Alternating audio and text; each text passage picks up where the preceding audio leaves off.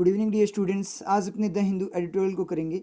तो इसकी पहले अपने हेडिंग पढ़ लेते हैं। तो हेडिंग में यहाँ पे देखें तो लिखा हुआ है इनएविटेबल कोलैप्स।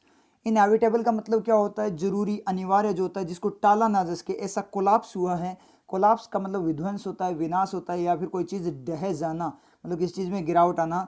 तो ये बात है इनएविटेबल, मतलब जिसको टाला ना जा सके, ऐसा कोई कोलैप्स हुआ है, कोई डही है कोई चीज़, यानी किसी में कोई गिरावट आई है, कोई चीज़ कोलैप्स हुई है। ठीक है, तो अपने देखें तो किस पे आपका editorial on steepest contraction. Steepest का मतलब होता है बहुत ज़्यादा मात्रा में। स्टीप का मतलब होता है खड़ा, बिल्कुल डायरेक्ट, बिल्कुल अपने बात करें बिल्कुल सीधा खड़ा कोई चीज़ होती है उसको स्टीप बोलते हैं। जैसे अपने बात करें स्टीप हिल होता है ना, बिल्कुल खड़ी पहाड़ी को बोलते हैं स्टीप। तो स्टीपेस्ट का मतलब यहाँ पे ज़्यादा को बता रहा है, मतलब बहुत ज़्यादा, अत्यधिक। कॉन्ट्रैक्शन का मतलब संकुचन होता है, सिकुड़ना होता है कोई चीज़ का। सिकुड़न आई है किसमें? Of GDP. किसकी? जीडीपी की सिकुड़न की बात कर रहा है, मतलब जीडीपी बहुत ज़्यादा गिरी है, उस पर आपका एडिटोरियल है। तो इंपॉर्टेंट एडिटोरियल बन जाता है, बैंकिंग के लिए भी अपना इंपॉर्टेंट है, और वैसे जनरल अवेयरनेस के लिए तो बहुत ज़्यादा इंपॉर्टेंट है। क्यों? क्योंकि जीडीपी डाउन हुई है, इसका मतलब कंट्री की इकोनॉमी डाउन हुई है। तो ये चीज़ अपने को पता होनी चाहिए, क्योंकि अपने यहाँ जो अपने बात करें तो अपनी कंट्री जो इंडिया है उसके क्या है, अपने सिटीजन्स है। तो अपने को ये पता होना चाहिए कि देश में चल क्या रहा है। तो उसके ऊपर एडिटोरियल इंटरेस्टिंग एडिटोरियल रहेगा। वो थोड़ा इकोनॉमी बेस्ड एडिटोरियल है, इसलिए थोड़ा टफ भी रहेगी इसकी लैंग्वेज। इकोनॉमी पे जो आपके एडिटोरियल होते हैं उनकी लैंग्वेज थोड़ी सी क्या होती है, टफ होती है। तो अब मैं सिखाऊंगा आज आपको कि जब टफ लैंग्वेज का इकोनॉमी पे जो आपका क्या हो एडिटोरियल हो तो उसको कैसे किया जाता है। बिल्कुल ईजी, अपने कोई दिक्कत नहीं, अपने को वर्किंग आती है, ईजी हो जाएगा। तो शुरू करते हैं। इसमें बात क्या है, वो क्या है? विद कोविड-19, किसके साथ? कोविड-19, कोरोना वायरस वाला जो केस है, हिटिंग प्राइवेट कंजप्शन। हिट करते हुए, हिट का मतलब उनको चोट पहुंचाते हुए, किसको? Private consumption. कंजम्पशन का मतलब खपत, जो प्राइवेट खपत है, प्राइवेट इंडस्ट्री वगैरह की बात कर रहा है। डिमांड, डिमांड रिकवरी विल, जो डिमांड रिकवरी है, डिमांड की जो मांग की जो रिकवरी है, रिकवरी का मतलब बहाली है। विल हिंज, हिंज का मतलब क्या होता है? हिंज होता है, जैसे मान लीजिए आपने कभी देखा गेट जिसमें वो बना होता है ना राउंड सा, जिसके ऊपर मतलब गेट क्या करता है, रोटेट करता है। कोई भी गेट वगैरह है किसी भी चीज़ का, मान लीजिए घर का गेट हो गया, या फिर कोई भी जो गेट है वो जिस उस गिरनी के ऊपर जो घूमता है ना, उसको हिंज बोलते हैं। हिंज ऑन गवर्नमेंट स्पेंडिंग, किस पे है ये? अब लटका हुआ, आपने बोल सकते हैं लटका हुआ है, किस पे घूम रहा है? आपकी गवर्नमेंट स्पेंडिंग की। गवर्नमेंट कितना खर्चा करती है, स्पेंड करती है बजट वगैरह के फॉर्म में, उस पर पूरा का पूरा डिमांड रिकवरी, जो डिमांड की बहाली होनी है। क्योंकि डिमांड अब कम होगी, क्योंकि अब आमदनी है नहीं, लोगों की इनकम है नहीं, तो डिमांड तो अपने आप कम हो जाएगी। तो ऐसी बात उसने बोली है कि कोविड-19 हिट करते हुए, आईएनजी क्लोज है, हिट करते हुए प्राइवेट कंजम्पशन को, हिट करते हुए, जो हिट करते हुए कोविड-19 उसके साथ डिमांड की रिकवरी अब क्या करेगी? ओनली गवर्नमेंट स्पेंडिंग पे डिपेंड करेगी। ये बात उसने बोली है। एडिटोरियल को स्टार्ट करते हैं। तो स्टार्ट करें तो क्या बोल रहा है यहाँ पे? The inevitable has happened. जो इनएविटेबल है, जरूरी है, या फिर मान लीजिए जो जिसको टाला ना जा सके, हैज़ हैपन्ड, वो क्या हो चुका है? हैपन हो चुका है, घटित हो चुका है। जो इनएविटेबल है, जिसको टाला नहीं जा सकता, ऐसी बात आपकी घटित हो चुकी। इनएविटेबल वैसे अपने बात करें तो सर एडजेक्टिव होता है, लेकिन यहाँ एडजेक्टिव एज ए नाउन ले रहा है, मतलब अपने आप ये पूरी बात पे ले रहा है, एक हैपनिंग, पूरी घटना को बता रहा है, तो अपने आप मीनिंग ले लेगा। जैसे मैनी वर देयर, बहुत सारे वहां पे थे, तो मैनी क्या करेगा? मैनी इंडिकेशन होता है ना, तो उसके लिए नाउन चाहिए ना। मैनी वर देयर, बहुत सारे वहां थे, बहुत सारे कौन होगा? लोग होंगे, अपने आप मीनिंग ले लेता है। ये सेंस पे होता है आपका। ठीक है, अगर रूल्स के अकॉर्डिंग चलें तो इनएविटेबल क्या होता है? एडजेक्टिव होता है। अब रूल के अकॉर्डिंग तो ये गलत हो जाएगा। कैसे गलत हो जाएगा कि एडजेक्टिव सब्जेक्ट कैसे बन जाएगा? एडजेक्टिव तो नाउन के लिए आता है ना, नाउन पे डिपेंड होगा, उसके बाद में नाउन आनी चाहिए। लेकिन ये अपने आप ले रहा है कि जो जिसको टाला नहीं जा सकता, वो टालने वाली चीज हैपन हो चुकी है, ये बता रहा है। ये समझ में है? तो ये सेंस पे चलती है सारी चीजें। जैसे मैनी वर प्रेजेंट देयर, बहुत सारे वहां थे, बहुत सारे कौन थे? मैनी वर, मतलब बहुत सारे लोगों की बात कर रहे हैं, तो डायरेक्ट रिफ्लेक्शन ले लेता है। ये होता है आपका सेंस। तो यहाँ रूल्स रटोगे तो गड़बड़ हो जाएगी। ठीक है, समझ में आया? आगे बात करें। इंडियाज जीडीपी, इंडिया की जो जीडीपी है, सफर्ड, सफर्ड का मतलब सफर किया, उसने कष्ट झेला या झेला किसी चीज को। सफर्ड इट्स स्टीपेस्ट कॉन्ट्रैक्शन, अपना खुद का क्या? स्टीपेस्ट का मतलब बहुत ज़्यादा हद तक, बहुत ज़्यादा अत्यधिक मात्रा में जो कॉन्ट्रैक्शन, संकुचन, सिकुड़न को उसने झेला था। इंडिया की जीडीपी ने ऐसा झेला था। ऑन रिकॉर्ड, रिकॉर्ड पर एक रिकॉर्ड तैयार करते हुए, इन किसमें? In the April June quarter, किसमें? जो अप्रैल जून वाला जो क्वार्टर, क्वार्टर का मतलब अगर अपने बात करें 12 ईयर्स पे बात करें तो क्वार्टर का मतलब 1/4, मतलब 3-3 महीने का जो ग्रुप होता है, 3-3 महीने पे जो जीडीपी वगैरह का पता लगाया जाता है, बताया जाता है ना, एस्टिमेशन वगैरह आता है या फिर डेटा वगैरह आता है, उसकी ये बात कर रहा है। तो अप्रैल और जून वाला जो क्वार्टर था, अप्रैल मई जून 3 महीनों वाला जो क्वार्टर था, उसके में एक रिकॉर्ड बनाते हुए उस रिकॉर्ड पर इसने क्या किया है, झेला है कि इसको अपने स्टीपेस्ट कॉन्ट्रैक्शन को, संकुचन को, मतलब गिरावट को झेला है, मतलब बहुत ज़्यादा गिरावट हुई है एज, जैसे कि आउटपुट श्रिंक, जैसे कि जो आउटपुट उत्पादन वगैरह है, आउटपुट आना था जिस चीज़ का, श्रिंक का मतलब श्रिंक हो जाएगा, श्रिंक का मतलब सिकुड़ गया था 23.9%, 23.9% सिकुड़ गया था फ्रॉम किससे, ए ईयर अर्लियर, एक साल पहले की अगर अपने बात करें, एक साल पहले की बात करें, उससे 23.9% तक वो क्या हो गया, श्रिंक हो गया। इतनी 23.9% गिरावट आ गई, बहुत ज़्यादा गिरावट होती है ये, समझ में आए, क्योंकि जीडीपी भी आपकी क्या चलती है, जब अच्छी जीडीपी होती है 7, 8, ऐसे चलती है, जब गिरावट है उसमें 23.9% किया, इसका मतलब बहुत ज़्यादा गिरावट आई है। प्रोविजनल डेटा शो, जो प्रोविजनल डेटा है वो शो करता है, प्रोविजनल डेटा, शो का सब्जेक्ट डेटा। अब आप बोलोगे सर शोज क्यों नहीं, डज शो क्यों नहीं है, डेटा शोज क्यों नहीं है, डेटा तो सिंगुलर होता है, नहीं होता, डेटा सिंगुलर भी होता है और प्लूरल भी होता है, समझ में, डेटा सिंगुलर भी होता है, एक ही आंकड़े की बात करें तो क्या होता है आपका सिंगुलर, अगर अलग अलग आंकड़ों की बात करें, अलग अलग डेटाज की बात करें तो आपका क्या हो जाता है, डेटा प्लूरल हो जाता है।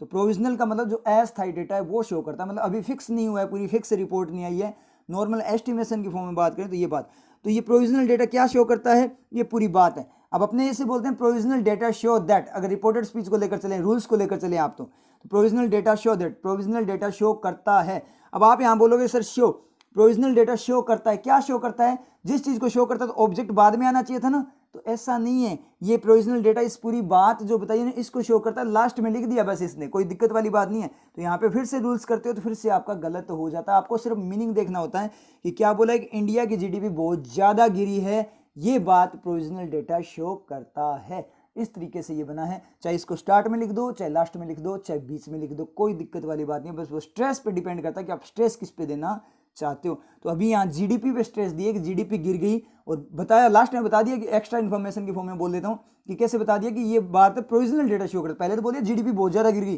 कुछ जीडीपी इतनी ज्यादा गिर गई, हाँ ये प्रोविजनल डेटा शो करता है, और ऐसे बोलते प्रोविजनल डेटा शो करता है पहले लिख देते हैं, इसका मतलब डायरेक्ट ही माइंड में जाता है कि प्रोविजनल डेटा के अकॉर्डिंग क्या बात है, अब पहले बात बताई फिर उसके अकॉर्डिंग किसके अकॉर्डिंग है, तो पहले बात पे ज्यादा फोकस गया है, और प्रोविजनल डेटा शो बोलते हैं तो प्रोविजनल डेटा पे ज्यादा फोकस जाता है कि उसकी रिपोर्ट है ये, समझ में आया, तो इस तरीके से आप यूज करते हो इसको, बीच में, लास्ट में, पहले कभी भी यूज कर लो, बस मीनिंग करप्ट नहीं होना। सेंटेंस में देखो, सेंटेंस के जो अब मैंने आपको बता रखा है, सेंटेंस के जितने ही पार्ट है उनको आप रोटेट कर सकते हो, कहीं पे भी रख सकते हो, कब तक, जब तक उस सेंटेंस का मीनिंग करप्ट ना हो, मीनिंग करप्ट नहीं होना चाहिए, ठीक है, मतलब कोई सेंस ही ना बने ऐसा सेंटेंस मत बना देना, तब तक आप उनके एलिमेंट्स को रोटेट कर सकते हो, वो एक्स्ट्रा इन्फॉर्मेशन की फॉर्म में चला जाता है या फिर स्ट्रेस की फॉर्म में चला जाता है। समझ में आप लोगों क्लियर है, ये चीज़ आपको आती है मुझे पता है, ठीक है, क्योंकि मैंने करवा रखी है ये चीज़ें आपको।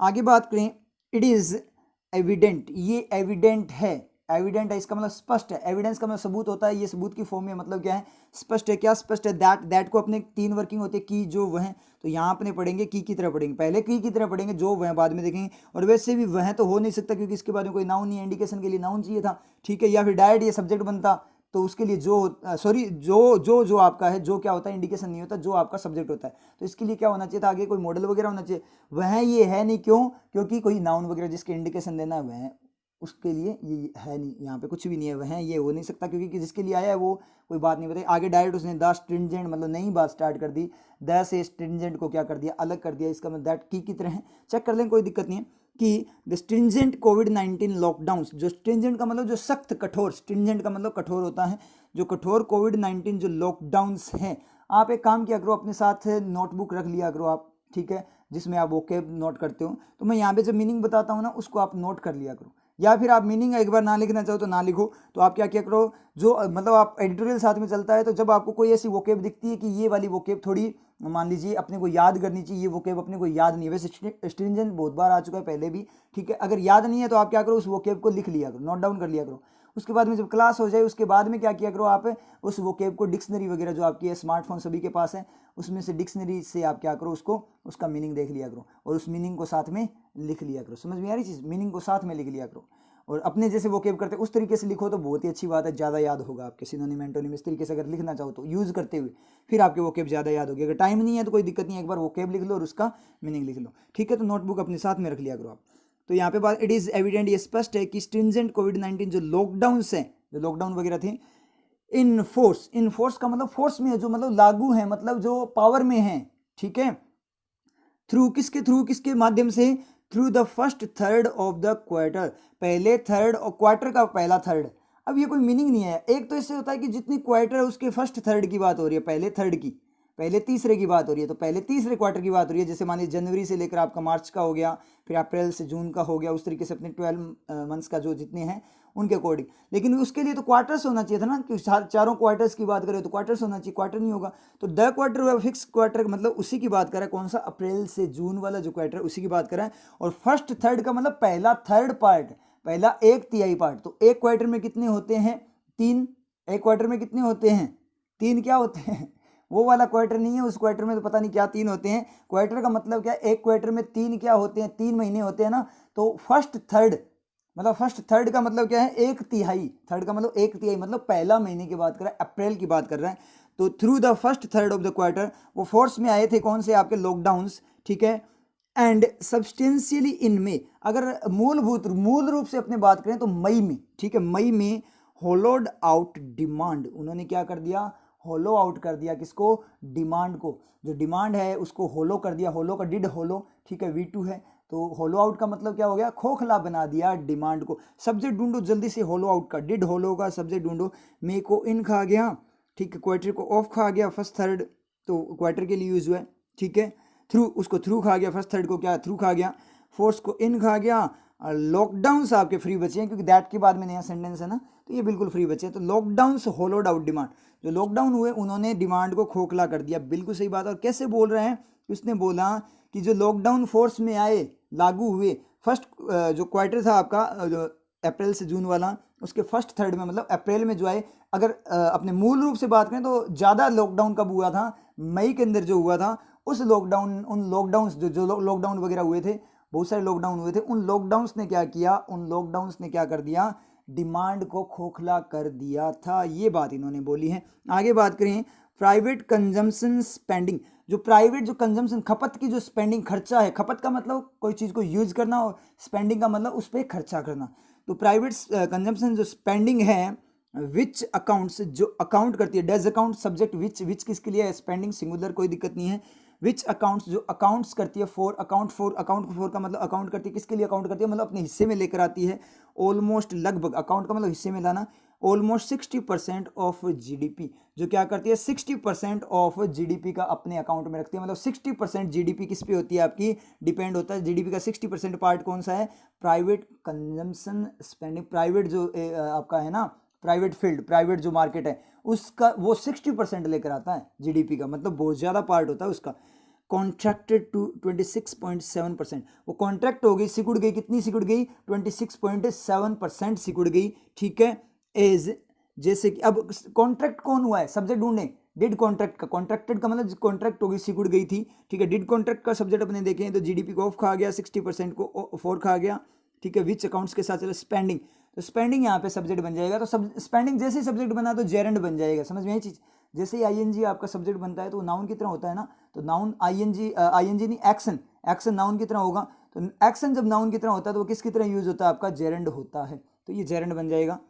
ये जो प्राइवेट कंजम्पशन स्पेंडिंग है ना, स्पेंड करना, ठीक है, जो स्पेंडिंग है मतलब स्पेंड जो चल रहा है, खर्चा है, खर्चा करना, वो कॉन्ट्रैक्ट हो चुका 26.7%। मतलब प्राइवेट कंपनीज वगैरह ने खर्चा कम कर दिया, अपने कंजम्पशन की स्पेंडिंग उन्होंने कम कर दी, प्रोडक्शन वगैरह कम कर दिया। एज, जैसे कि कंज्यूमर्स, क्योंकि जो कंज्यूमर्स है, जो उपभोक्ता है, जो खरीदने वाले हैं, एब्जिड, एब्जिड का मतलब उन्होंने एब्जिड कर, डिड एब्जिड, एब्जिड का मतलब त्याग देना, किसी चीज़ को छोड़ दिया। ऑलमोस्ट, लगभग, ऑल डिस्क्रेशनरी स्पेंडिंग, डिस्क्रेशनरी का मतलब विवेकाधीन होता है, समझदारी वाली जो स्पेंडिंग है, खर्चा है, उसको छोड़ दिया।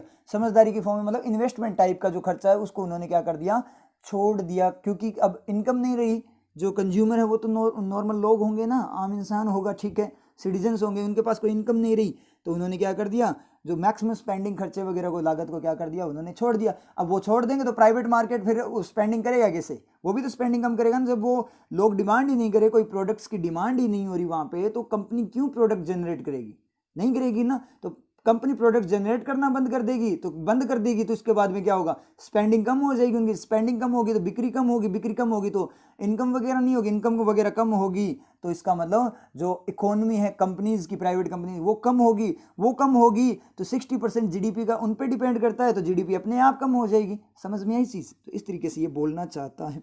चलते हैं नेक्स्ट पैराग्राफ में। नेक्स्ट पैराग्राफ में ये क्या बोल रहा है, एंड एक्सपोर्ट्स, और अब एक्सपोर्ट की बात, एक्सपोर्ट जो निर्यात मतलब अपने देश से कहीं दूसरे देश में भेजा जाता है, जो एक्सपोर्ट्स हैं, which contribute, do contribute, subject which किसके लिए यूज है, एक्सपोर्ट्स, एक्सपोर्ट्स क्या है, प्लूरल है, इसलिए विच एज ए प्लूरल वर्क करेगा, तो डू कंट्रीब्यूट आएगा, डज कंट्रीब्यूट नहीं आएगा। एंड एक्सपोर्ट्स जो आपके हैं, विच कंट्रीब्यूट, जो कंट्रीब्यूट करते हैं, सहयोग करते हैं, टू किसकी तरफ है, a fifth of the GDP, GDP के fifth, a fifth of GDP, GDP का फिफ्थ पार्ट, फिफ्थ पार्ट का मतलब 1/5, मतलब क्या निकला 20% किस पे डिपेंड करता है आपका, 60% प्राइवेट कंजम्पशन पे और 20% क्या होता है आपका एक्सपोर्ट पे डिपेंड करता है जीडीपी का। एंड रिफ्लेक्ट, और रिफ्लेक्ट करता है, do reflect overseas demand, overseas demand को दर्शाता है, मतलब रिफ्लेक्ट करता है, उसको लाता है, किसको लाता है, ओवरसीज का मतलब जो विदेशी डिमांड है, मांग है उसको, for Indian goods and services, जो इंडियन गुड्स चीज़ें हैं उनके लिए विदेशी डिमांड को जो रिफ्लेक्ट करता है, और एक्सपोर्ट, एक्सपोर्ट ही करता है ना, एक्सपोर्ट बढ़ेगा मतलब विदेशों में डिमांड बढ़ेगी तो एक्सपोर्ट बढ़ेगा, तो रिफ्लेक्ट करता है। तो कौन करता है भाई रिफ्लेक्ट, एक्सपोर्ट करता है। इसका मतलब एंड का रिफ्लेक्शन अपने देखें तो कहाँ से जाएगा, विच के बाद से जाएगा, कि एक्सपोर्ट कौन सा, जो एक कॉन्ट्रीब्यूट करता है जीडीपी के फिफ्थ पार्ट को, और रिफ्लेक्ट करता है ओवरसीज डिमांड को, वो वाला जो एक्सपोर्ट्स हैं, वो वाले एक्सपोर्ट्स जो हैं, निर्यात हैं, श्रैंक बाई, वो श्रैंक हो गए, किसके द्वारा श्रैंक हो गए, वो सिकुड़ गए, बाय नियरली 20%, लगभग 20% तक कम हो गए, सिकुड़ गए वो। तो श्रैंक का, डिड श्रिंक का सब्जेक्ट क्या है, एक्सपोर्ट इसका सब्जेक्ट रहेगा। समझ में आप लोगों के, सब्जेक्ट ढूंढना आता है ना, कैसे ढूंढना है, मैंने बताया था ना, इसी तरीके से ढूंढना है जैसे मैंने बताया था, ठीक है। एंड का रिफ्लेक्शन ढूंढना होता है, वो कैसे ढूंढना होता है फिर से बता दूं मैं आपको, मैं एक बार तो आपको बिल्कुल डिटेल में करवाऊंगा, उसके बाद में फिर आपको खुद से ढूंढना है, ठीक है। तो यहाँ पे अपने बात करें, क्योंकि डिपेंड थोड़ी होना है आपको मुझ पर, मैं एक बार आपको करवाऊंगा, फिर आप खुद से उनको करने की कोशिश करो कि सर कैसे रिफ्लेक्शन ढूंढते हैं, तो मतलब उसको ये खा गया वो खा गया, जैसे सब्जेक्ट ढूंढना होता है तो फ्री सब्जेक्ट चाहिए, तो वो चीज़ एक बार मैं बता दूंगा आपको, फिर आप खुद से करोगे तभी तो सीखोगे ना, खुद से बार बार मैं बता दूंगा तो क्या सीखोगे फिर आप। तो यहाँ पे अपनी बात करें, एंड का रिफ्लेक्शन, चलो एक तो लेगा ना एंड का रिफ्लेक्शन, रिफ्लेक्शन के लिए तो ये डू रिफ्लेक्ट है, ये क्या डू रिफ्लेक्ट है, इसका मतलब पक्का पता लग गया, ये क्या मांगेगा, सब्जेक्ट मांगेगा।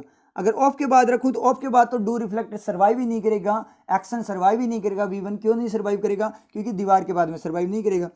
अगर फिफ्थ के बाद में देखो ए फिफ्थ रिफ्लेक्ट, फिर से सर्वाइव नहीं करेगा, कोई सब्जेक्ट ही नहीं बन रहा, ए फिफ्थ रिफ्लेक्ट क्यों, क्योंकि अगर आप बोलोगे सर ए फिफ्थ इसका सब्जेक्ट बन रहा है ना, तो ए फिफ्थ अगर सब्जेक्ट बन रहा है तो वैसे भी 1/5वां भाग है तो रिफ्लेक्ट होना चाहिए था, और वैसे भी अगर ये प्लूरल होता तो भी नहीं होता, क्योंकि उसको तो टू का क्या हो गया, टू खा गया ना, उसको एक्स्ट्रा इन्फॉर्मेशन में ले गया, उसको टू खा गया, तो वो सब्जेक्ट नहीं बन पाएगा। टू के बाद में वैसे ही नहीं होगा, अगर टू के बाद में हो सकता है, टू के बाद में कैसे होगा कि टू एज ए अगर आपका क्या करे, मॉडल वर्क करे, फिर आपका V1 सही है, तो टू के बाद में देख लेते हैं, टू के बाद में होगा कोई दिक्कत नहीं है। अगर रिफ्लेक्ट टू के बाद में होगा तो एक सेंटेंस बनेगा, which contribute to a fifth of GDP, ध्यान देना यहाँ पे, which contribute to a fifth of GDP, और दूसरा बनेगा which contribute to reflect overseas demand. चलो ठीक है, टू के बाद में V1 जा सकता है, लेकिन मुझे एक बात बताओ, ये जो टू यहाँ पे है वो मॉडल होता तो आपका वो सही जाता रिफ्लेक्ट, ठीक है, रिफ्लेक्ट आपका वहाँ पे सेट हो जाता। लेकिन मुझे ये बताओ, ये जो टू दिखाई दे रहा है ये मॉडल है क्या या प्रीपोजिशन है, क्योंकि जब आपको पता है ये टू ए फिफ्थ के लिए आया है तो उसके बाद में कोई एक्शन नहीं है। अगर मैं इस ए फिफ्थ के लिए टू को यूज करूँ तब तो ये प्रीपोजिशन की तरह वर्क कर रहा है, तो रिफ्लेक्ट के लिए यूज करूँ तो ये मॉडल की तरह। तो एक ही बंदा दोनों वर्किंग नहीं कर सकता ना, वो तो एक बार के लिए एक ही वर्किंग करता है। सेंटेंस का कोई भी एलिमेंट है तो वो एक बार में एक ही वर्किंग करता है, तो दोनों वर्किंग नहीं कर सकता ना। कोई दिक्कत नहीं है सर, आपके तो ऐसे हो जाता है कि टू के बाद में V1 आता है, आपने रट रखा है, लेकिन आप ये नहीं सोचते कि टू के बाद में V1 नहीं आता, मॉडल के बाद में V1 आता है। समझ आए चीज? तो टू की दो वर्किंग होती है, एक प्रीपोजिशन और एक क्या होता है, मॉडल होता है। तो आपको चेक करना है ना कि वो मॉडल है या प्रीपोजिशन। टू के बाद में V1 कभी नहीं आता, मॉडल के बाद में V1 आता है। अगर टू आपका मॉडल है तो V1 आएगा, टू अगर प्रीपोजिशन है तो V1 नहीं आएगा, एक्शन नहीं आएगा, क्योंकि वो सर्वाइव नहीं कर पाएगा। क्योंकि जैसे टू दीवार बन जाएगा, वहां पे प्रीपोजिशन बनते ही दीवार बन गया, और दीवार के बाद में कोई सर्वाइवल नहीं है, क्योंकि एक्शन को तो मॉडल, मॉडल को क्या चाहिए, सब्जेक्ट चाहिए। समझ में आई चीज? तो ये आपका क्या नहीं कर पाएगा, एक मॉडल को छोड़कर टू को सब्जेक्ट नहीं चाहिए, वो एक्स्ट्रा कनेक्शन का होता है। समझ में आई आप लोगों की ये बात? टू के बाद में रिफ्लेक्ट क्यों नहीं जा सकता, क्योंकि रिफ्लेक्ट के लिए तो ये मॉडल बनेगा और ए फिफ्थ के लिए ये क्या बना हुआ है, प्रीपोजिशन। तो ऑलरेडी प्रीपोजिशन की फॉर्म में ही बैठा है, तो आप कैसे V1 दे सकते हो? इसके बाद में मॉडल कैसे बना है, वो ऑलरेडी बना हुआ ही क्या, वो टू यहाँ पे अपने बात करें, दो भाई है, टू जुड़वा भाई है, एक प्रीपोजिशन होता है, एक मॉडल होता है। जब आपका आया ही वो वाला भाई है, प्रीपोजिशन वाला आया है, जब है ही नहीं दूसरे वाला मॉडल वाला भाई घर पे है, तो वो भाई, वो जो मॉडल वाला भाई है उसका काम कैसे कर देगा, उसको तो वो काम आता ही नहीं है। समझ में आ रही है ना चीज? तो यहां से भी नहीं जाएगा। अब कॉन्ट्रीब्यूट के बाद में देखें, देखो रिफ्लेक्शन कैसे ढूंढते हैं, एक एक एलिमेंट को पकड़ते चलो, देख रहे हो ना आप, क्योंकि एंड आएगा तो एक चीज तो आएगी। पहले अपनों ने क्या देखा, ऑफ के बाद देखा एक को लेकर, फिर फिफ्थ के बाद देखा, फिर अपनों ने क्या टू के बाद, ए के बाद भी देख सकते हो, ए फिफ्थ, वो तो ए फिफ्थ के ए रिफ्लेक्ट होगा ही नहीं, ए रिफ्लेक्शन होना चाहिए था। फिर टू के बाद देखा, हर एक एलिमेंट को अगर आपको डायरेक्ट पता लग जाए तो बहुत अच्छी बात है, डायरेक्ट पता ना लगे, रिफ्लेक्शन कई बार क्या कॉम्प्लिकेटेड हो जाए, तो क्या करना होता है आपको, one by one, step by step देखो, एक एक पॉइंट। तो कंट्रीब्यूट के बाद नहीं होगा, contribute reflect, do contribute, do reflect, contribute करते हैं रिफ्लेक्ट करते हैं, दो बार एक्शन कैसे कर सकते हैं एक साथ, नहीं हो सकता। उसका मतलब विच के बाद में ये है कि एक्सपोर्ट्स जो क्या करते हैं आपके, which contribute to a fifth of GDP and exports which reflect overseas demand, ये आपका बन जाएगा। क्लियर हुआ क्या एंड का रिफ्लेक्शन? तो एंड का रिफ्लेक्शन कहाँ से जाएगा आपका, विच के बाद से जाएगा। और वो जो एक्सपोर्ट्स है वो श्रैंक हो गए लगभग 20% के द्वारा, वो श्रैंक हो गए 20% तक वो कम हो गए। समझ में? आगे चलते हैं। इन्वेस्टमेंट एक्टिविटी, जो इन्वेस्टमेंट की एक्टिविटी क्रियाविधि है, इन्वेस्टमेंट मतलब निवेश की, वॉज द वर्स्ट हिट, वो वर्स्ट का मतलब सबसे बुरी तरह हिट, मतलब चोटिल है, चोटिल थी, मतलब सबसे ज्यादा चोट किसको लगी थी, इन्वेस्टमेंट एक्टिविटी को। मतलब लोगों ने इन्वेस्टमेंट करना बंद कर दिया। कैसे करेंगे इन्वेस्टमेंट, एक तो इनकम नहीं है, दूसरा रिस्क भी तो है ना, कि कंपनी में इन्वेस्ट तो कर रहे हैं, कंपनी का काम ही नहीं चला, कंपनी कहीं डूब गई तो हमारा पैसा डूब जाएगा।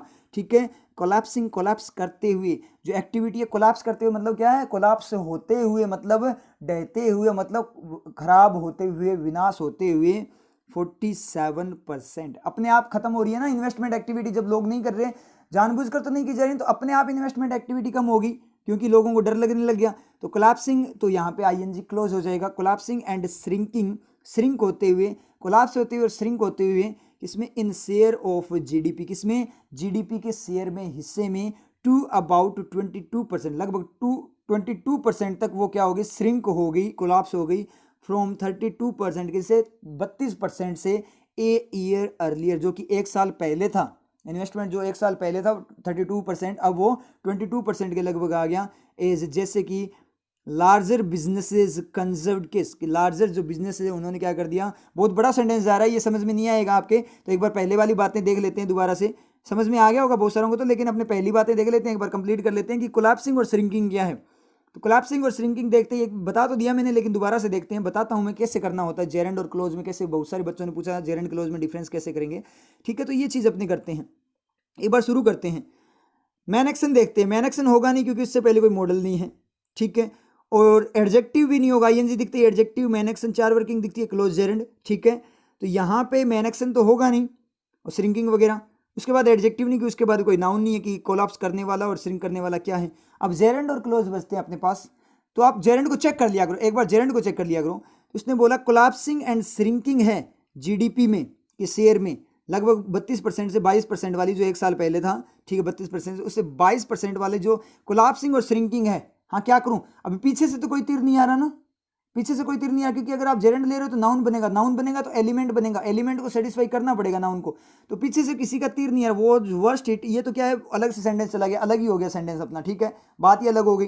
ठीक है, तो पीछे से कोई ऑब्जेक्ट तो बन नहीं रहा, और यहाँ पे कोई प्रीपोजिशन नहीं है जो इसको सेटिस्फाई करे, तो आए की कंडीशन बचती है। क्या कंडीशन बचती है, कि आगे इसको क्या मिलना चाहिए, सेंटेंस मिलना चाहिए। अगर सेंटेंस मिलता है तो ये जेरेंड हो जाएगा। समझ में आ रही चीज, सेंटेंस मिलता है तो जेरेंड। अगर आपको क्लोज जेरेंड में कंफ्यूजन होता हो तो आप क्या कर लिया करो, एक बार जेरेंड को चेक कर लिया करो कि वो कहीं से सेटिस्फाई हो रहा है कि नहीं हो रहा। अगर हो रहा है तो वो जेरेंड है, नहीं हो रहा तो वो क्लोज हो जाएगा। समझ में आई आप लोगों के। और क्लोज को डायरेक्ट चेक करना हो तो क्या हो, कि इन्वेस्टमेंट एक्टिविटी बहुत ज़्यादा बुरी तरह से उनको चोट लगी थी, क्या होते, कोलैप्स होते हुए, श्रिंक होते हुए। तो एक बात बताओ, जो इन्वेस्टमेंट श्रिंक कौन हो रहा है, इन्वेस्टमेंट एक्टिविटी हो रही है ना, और कोलैप्स भी क्या हो रही है, इन्वेस्टमेंट एक्टिविटी हो रही है। तो इन्वेस्टमेंट एक्टिविटी की क्या है, एक्स्ट्रा एक्शन है ना, कौन हो रहा है, इन्वेस्टमेंट एक्टिविटी हो रही है, इन्वेस्टमेंट एक्टिविटी हो रही है इसका मतलब एक्शन हो रहा है, एक्शन हो रहा है इसका मतलब उसका एक्शन है, लेकिन इन्वेस्टमेंट एक्टिविटी वॉज के साथ पहले सब्जेक्ट बन चुका है तो एक्स्ट्रा एक्शन है, तो एक्शन है इसका मतलब क्लोज से है, एक्शन है इसका मतलब क्लोज है, एलिमेंट है इसका मतलब जेरेंट है। समझ में आ रहा है आप लोगों के?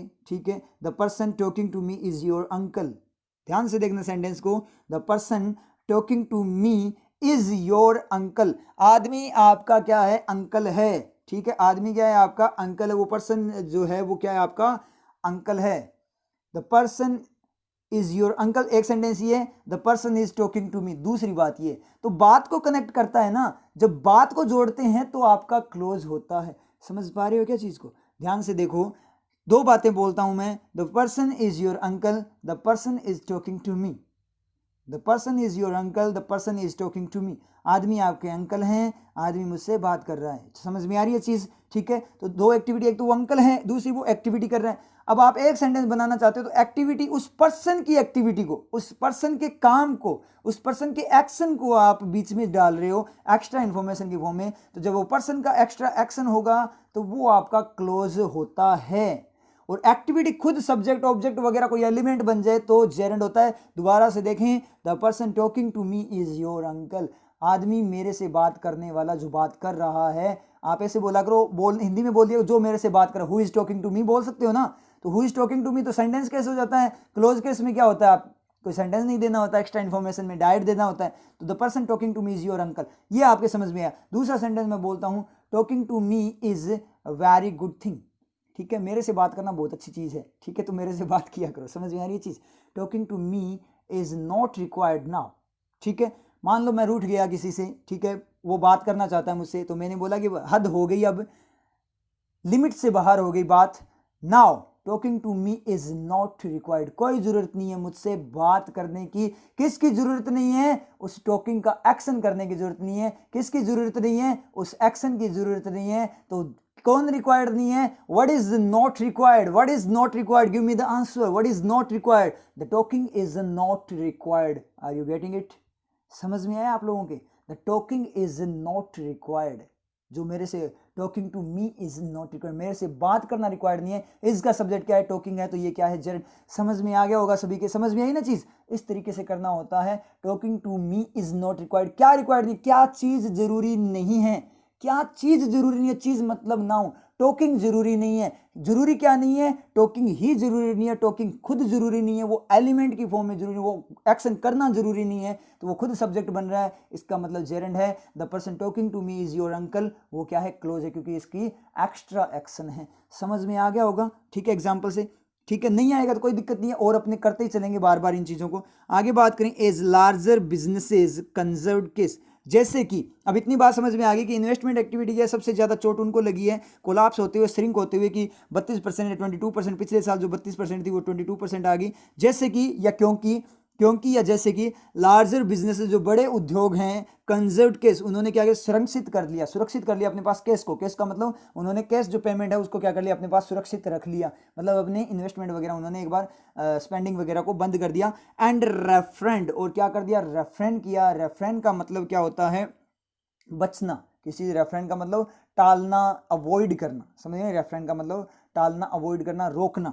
तो रोक दिया रेफरेंड फ्रॉम, दूर हो गए, दूर होना भी होता है इसका मतलब, दूर होना। रेफरेंड फ्रॉम एनी कैपिटल स्पेंडिंग, जो कैपिटल स्पेंडिंग, कोई भी पूंजी की जो स्पेंडिंग है, खर्चा है, मतलब कहीं पे इन्वेस्ट करना, शुरू करना, स्पेंड करना, उस स्पेंडिंग को से क्या कर दिया? एनी स्पेंडिंग, कोई भी स्पेंडिंग से रेफरेन कर दिया, खुद को दूर कर दिया। किसने किया? बिजनेसेस ने किया। डायरेक्ट मिल जाएगा यहाँ पे एंड का रिफ्लेक्शन। ढूंढने आओगे तो कोई दिक्कत नहीं है, कैश के बाद देखोगे तो क्या होगा? डिड कंजर्व, डिड रेफरेंड, दो मॉडल की ओवरलैपिंग। बिजनेस के बाद में देखेंगे तो क्या होगा? जो बिजनेसेस थे उन्होंने कैश को तो कंजर्व किया, संरक्षित किया, और कोई भी जो आपकी कैपिटल स्पेंडिंग की जो एक्टिविटी है, in the face of uncertainty, uncertainty का मतलब अनिश्चितता, मतलब कोई निश्चित नहीं है, मतलब पता नहीं है कि क्या हो सकता है, उसके फेस पे मतलब उसके सामने, मतलब उस चीज़ को ध्यान में रखते हुए उन्होंने क्या किया? कैपिटल स्पेंडिंग से खुद को दूर कर लिया, मतलब पैसा वगैरह स्पेंड करना उन्होंने बंद कर दिया था। And smaller firms prioritised survival, और स्मॉलर जो फर्म्स है, छोटे जो उद्योग धंधे, उन्होंने क्या प्रायोरिटी दी? किसको?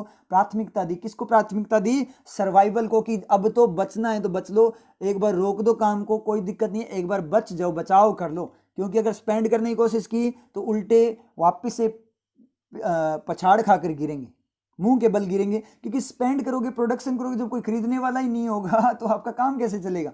जब कोई खरीदने वाला ही नहीं है तो काम कैसे चलेगा। तो प्रोडक्ट्स आपके क्या है, उनमें स्पेंड करने से कोई मतलब नहीं है। तो उन्होंने क्या कर लिया, एक बार रुकने को ही प्रायोरिटी दी, प्राथमिकता किसको दी कि एक बार रुक जाते हैं, कोई दिक्कत नहीं है, एक बार रुक जाओ, कुछ नहीं करना स्पेंड। एंड का रिफ्लेक्शन ढूंढे तो कहाँ से मिलेगा, आपका एज के बाद से मिलेगा, कि बड़े बिजनेस ये कर रहे हैं और स्मॉलर बिजनेस ये कर रहे हैं, क्योंकि उसके अगर लार्जर बिजनेस के बाद में तो ये कभी आ ही नहीं सकता, क्योंकि ये ऊपर वाली एक्टिविटी है एंड से पहले वाली, वो तो लार्जर बिजनेस की है और ये स्मॉलर बिजनेस की है। तो लार्जर बिजनेस की क्या, बड़े बिजनेस की अलग होगी, और स्मॉलर जो फर्म्स है, कंपनी वगैरह है, उनकी एक्टिविटी अलग होगी। तो एज के बाद से जाएगा। तो बात का मीनिंग क्या निकला, पूरा सेंटेंस बहुत बड़ा सेंटेंस था, बात का मीनिंग ये निकला, और वर्किंग भी बड़ी शानदार थी। क्या था कि जैसे कि क्योंकि जो बड़े बिजनेस है उन्होंने पैसा कंजर्व कर लिया और कोई भी स्पेंडिंग से खुद को दूर कर लिया, और छोटे बिजनेस ने सर्वाइवल को प्रायोरिटी दी कि अब सर्वाइव करते हैं जल्दी जल्दी, मतलब सर्वाइव ही करते हैं, मतलब उन्होंने स्पेंडिंग वगैरह रोक दी। तो इनके कारण क्या हुआ कि जो इन्वेस्टमेंट एक्टिविटी क्या हो गई, वो बहुत ज़्यादा बुरी तरह घायल हुई, बुरी तरह चोट लगी उस पर, क्योंकि इन्वेस्टमेंट जब बिजनेस कंपनीज ने काम करना ही बंद कर दिया, एक बार रुक गए वो, तो लोग क्यों वहाँ पे इन्वेस्ट करेंगे, जब काम ही नहीं चल रहा तो प्रॉफिट कहाँ से होगा। तो लोगों ने इन्वेस्टमेंट कम कर दिया, तो इसका मतलब इन्वेस्टमेंट एक्टिविटी आपकी बिल्कुल कम हो गई। ठीक है, ये बात इसने बोली, समझ में क्लियर है। आगे चलते हैं नेक्स्ट पैराग्राफ में। नेक्स्ट में बात करें अक्रॉस द रियल इकोनॉमी। अगर रियल इकोनॉमी के बारे में अपने बात अक्रॉस उसको कवर करते हुए, मतलब अक्रॉस का मतलब उसको आर पार करते हुए, मतलब एक्सेस करते हुए अगर बात करें, रियल का मतलब जो वास्तविक अर्थव्यवस्था, उसको एवरी सिंगल इंडस्ट्री, हर एक जो इंडस्ट्री है, सिंगल का मतलब हर एक इंडस्ट्री उद्योग है, एंड सर्विसेज और सर्विसेज सेक्टर है, इंडस्ट्री सेक्टर और जो सर्विस प्रदान करने वाले जो सेक्टर हैं, श्रैंक मतलब सिकुड़ गए, कम हो गए, डिक्रीमेंट आ गया उनमें, विद किसके साथ, द सॉलिटरी एक्सेप्शन, अकेला एकमात्र, सॉलिटरी का मतलब एकमात्र एकांत होता है, वैसे एकमात्र जो एक्सेप्शन है अपवाद के साथ, एक अपवाद के साथ, ऑफ एग्रीकल्चर।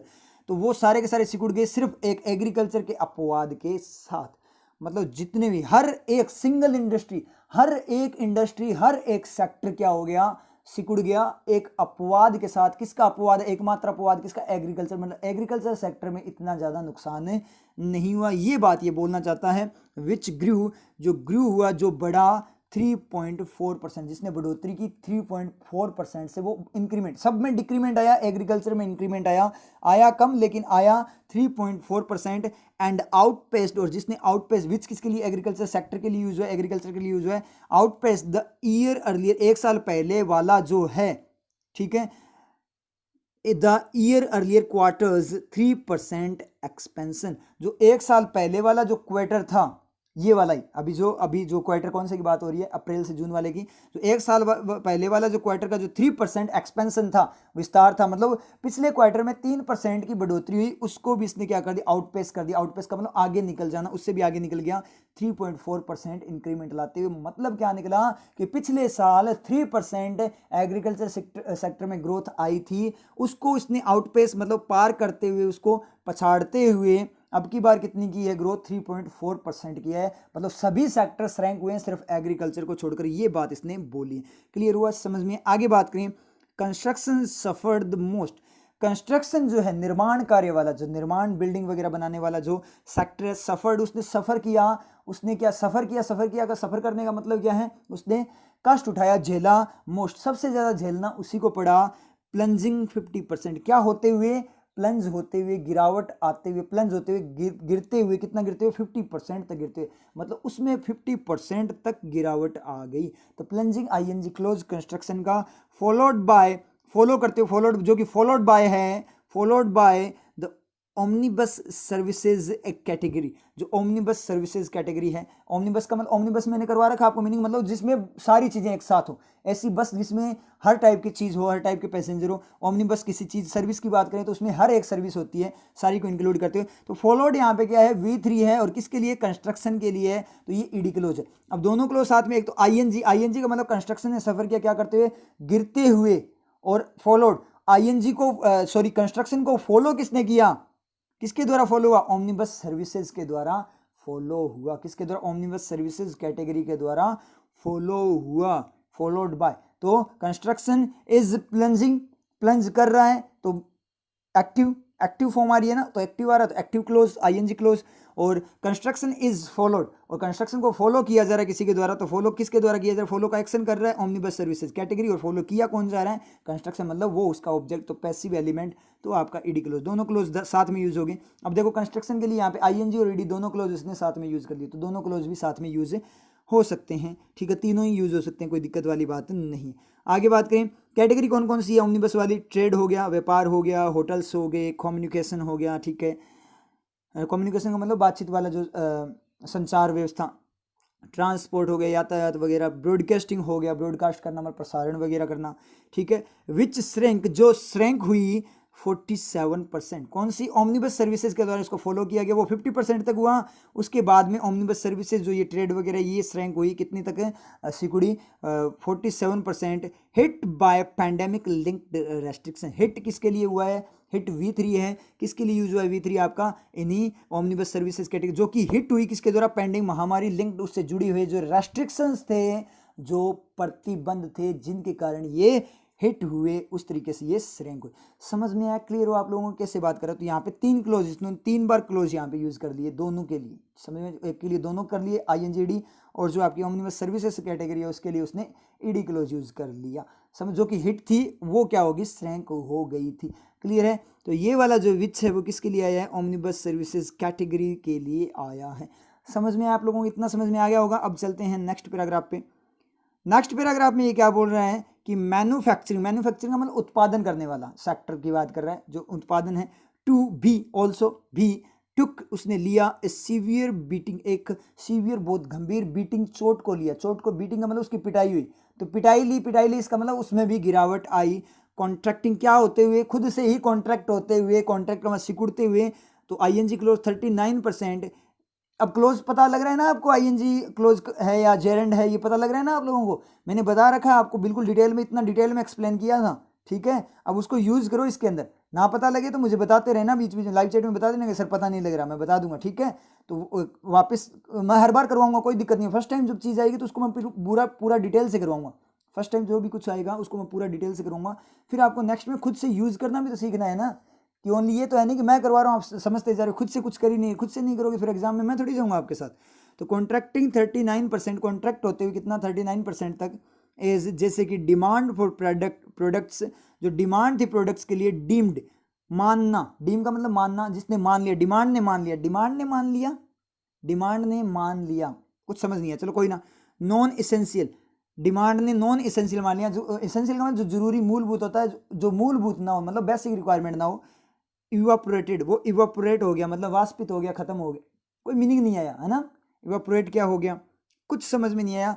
तो दोबारा से देखें तो दिक्कत यहाँ पे हो रही है, क्योंकि ये डीम्ड को अगर V2 लेंगे तो नेक्स्ट वाला evaporated, non essential, evaporated, non essential क्या, अमूलभूत क्या, कुछ समझ में नहीं आ रहा। तो एक बार आप इवापोरेटेड को V2, पहले डीम्ड को V2 लो, ठीक है, पहले डीम्ड को लेते हैं कोई सीखने के लिए।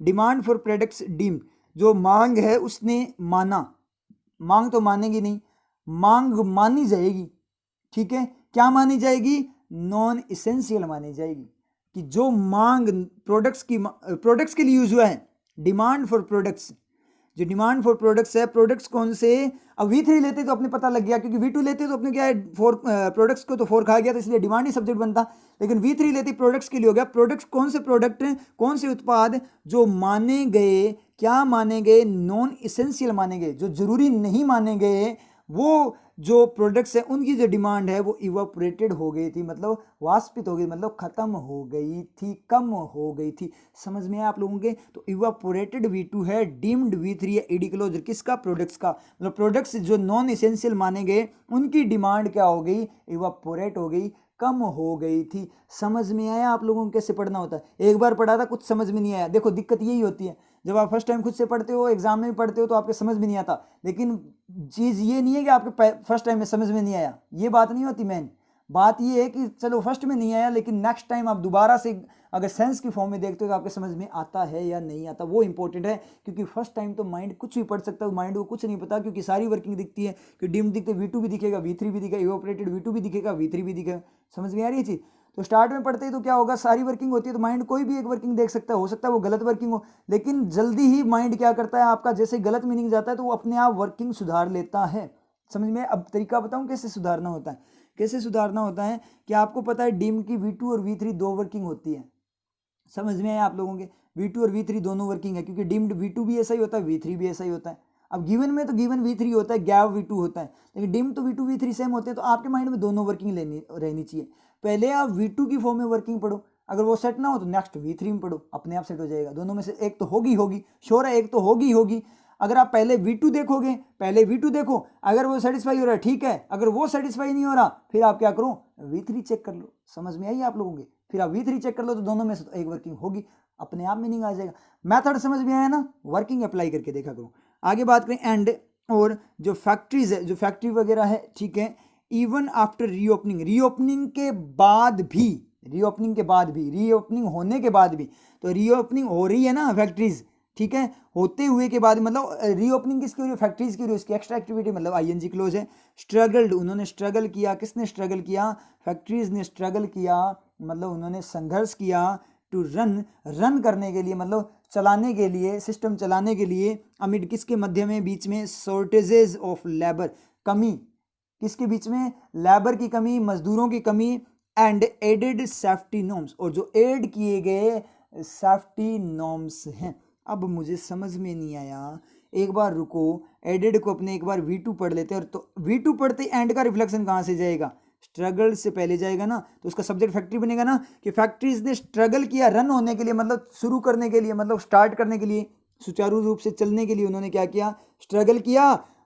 और फैक्ट्रीज ने सेफ्टी के नॉर्म्स ऐड किए, मतलब नियम वगैरह ऐड किए सेफ्टी के। तो सेफ्टी के जो नॉर्म्स है वो फैक्ट्री करेगी या गवर्नमेंट, जो नियम है कि सेफ्टी रखनी है आपको, ये चीज़ें, वहाँ पे मास्क होना चाहिए, इतनी डिस्टेंस होनी चाहिए, तो ये जो नियम है वो गवर्नमेंट के द्वारा आएंगे या फैक्ट्री के द्वारा आएंगे? फैक्ट्री के द्वारा नहीं आएंगे ना, क्योंकि वो तो चाहेगी ज़्यादा लेबर आ जाए, ठीक है, और गवर्नमेंट बोल रही है आपको फिक्स लेबर रखनी है, ठीक है, तो इसका मतलब गवर्नमेंट का है, इसका मतलब एडेड यहाँ V2 नहीं है, एडेड क्या है, V3 है। और V3 क्या है, ईडी क्लोज वाला V3 है या एडजेक्टिव वाला V3 है? दो V3 भी दो होते हैं, एक तो ईडी क्लोज टाइप का V3 पैसिव फॉर्म में, और एक आपका होता है एडजेक्टिव। मैंने कल अनअकैडमी पे आपको बताया था ना, एडजेक्टिव, और अनअकैडमी में मैंने आप लोगों को बताया था कि एडजेक्टिव केस और जो आपका पैसिव केस है उसमें क्या डिफरेंस होता है, याद आ गया ना आप लोगों के? ठीक है, तो दोबारा गो थ्रू कर लेना उस वीडियो की। या तो इसमें अपने बात करें तो एडेड यहाँ पे एडजेक्टिव है किसका, सेफ्टी नॉर्म्स का, एड किए हुए सेफ्टी नॉर्म्स। कैसे सेफ्टी नॉर्म्स से, एड किए हुए, गवर्नमेंट के द्वारा जो एड किए हुए हैं, एड किए हुए सेफ्टी नॉर्म्स। तो एंड का रिफ्लेक्शन कहाँ से जाएगा आपका, अमिड के बाद में जाएगा, किसके बीच में, एक तो शॉर्टेज ऑफ लेबर की शॉर्टेजेस के बीच में, और दूसरा एड किए गए सेफ्टी नॉर्म्स के बीच में। रन करने में वो क्या किया, उसने स्ट्रगल किया, मतलब ढंग से चल नहीं पाई। किस चीज़ के बीच में नहीं चल पाई, एक तो लेबर की कमी के कारण, और दूसरा ऐड किए गए सेफ्टी नॉर्म्स के कारण। समझ में आ गया आप लोगों के? और पता कैसे लगेगा, कैसे पता लगेगा, क्योंकि एडेड को अगर आप V2 देखते हो तो आपको पता है रिफ्लेक्शन कहाँ से जाएगा, फैक्ट्रीज के लिए जाएगा, फैक्ट्री स्ट्रगल किया फैक्ट्री ने, और फैक्ट्री ने ऐड किया। अब देखो ग्रामेटिकल फॉर्म में अगर आप देखो सेंटेंस बिल्कुल सही जा रहा है, ग्रामेटिकल फॉर्म में फैक्ट्रीज एडेड सेफ्टी नॉर्म्स बिल्कुल सही जा रहा है। समझ में आई चीज? और फैक्ट्री कर भी सकती है सेफ्टी नॉर्म्स खुद, अगर खुद का चलाता हो तो गवर्नमेंट फैक्ट्री क्या कर सकती है, आपका खुद से नियम बना सकती है। लेकिन ये जो नॉर्म्स है सेफ्टी नॉर्म्स, ये किसके लिए, कोरोना के है ना, तो कोरोना की फैक्ट्री नहीं कर सकती, वो गवर्नमेंट ने किया। ये आपकी जनरल अवेयरनेस होनी चाहिए, ये आपके अंदर जनरल अवेयरनेस होनी चाहिए, तभी आपके समझ में आएगा। समझ में आई ना बात? तो कंपनी जो फैक्ट्री है खुद ने उसको क्या नहीं किया, सेफ्टी नॉर्म, क्योंकि जब कंपनी खुद स्ट्रगल कर रही है रन करने के लिए, ठीक है, अब ये क्या बोल रहा है, अब मीनिंग देखो, चलो कोई ना, कंपनी ने खुद ने नियम बनाए, मीनिंग देखना, मीनिंग से पता लगेगा।